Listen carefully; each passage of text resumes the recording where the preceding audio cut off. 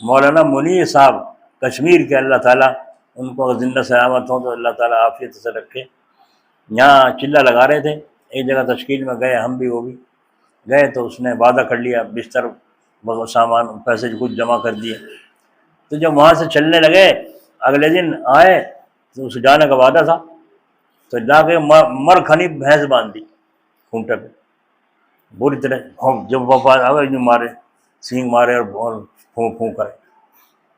اب ہم گئے، مولانا کہنے لگے بھائی چلو، کہنے لگے جی کیا بتاؤں، یہ بھینس گل پڑ گئی میرے خام خائی اچھی خاصی، اور یہ مارتی ہے، کسی کو پاس نہیں آنے دیتی، میں تو گھاس وار ڈال دوں تو دودھ نکال لوں، بڑی پریشانی ہوگی، تم نے جب وعدہ آج تک کیا تھا تمہیں بھینسیں لینی نہیں چاہیے تھی، تو کیا کہہ رہا ہے؟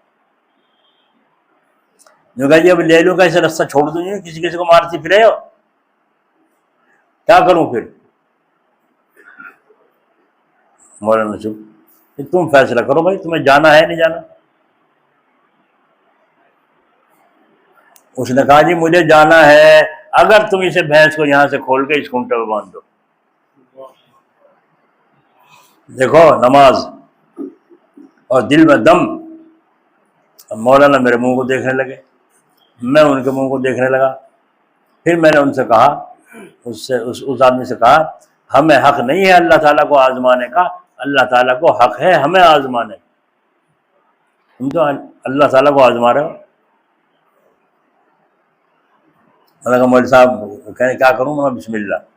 مولوی صاحب گئے، جا کے کھنٹے پہ سے بے فکر نہ ڈنڈا لیا نہ لاٹھی لی، اور جا کے کھنٹے پہ سے رسہ کھول کے اور یوں پکڑ کے کھڑے ہو گئے،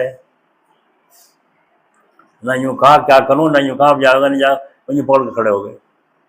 ان کا بھی دھیان دل کا اللہ سے لگا ہوا تھا، وہ یوں کھڑے ہیں چپ، میں دیکھ رہا تھا ان کی کیفیت کو، جو کیفیت تھی اس وقت میں اس اللہ کے ولی کی۔ اور اس کے بعد انہوں نے کہا، اب وہ چپ دیکھے، یہ تو بری طرح مارتی تھی تو کچھ بھی نہیں کہہ رہی، کہ یہ باندھ دو وہیں، باندھ دیا۔ کیا ارادہ ہے؟ کہنا چلو میں وہیں آ رہا ہوں، آئے گئے، اتنی مصیبتوں میں پھنسا، پھر مقدموں میں، اور پتہ نہیں کس طرح، مکان سے بے گھر، گھر سے بے گھر ہوا بوڑھا۔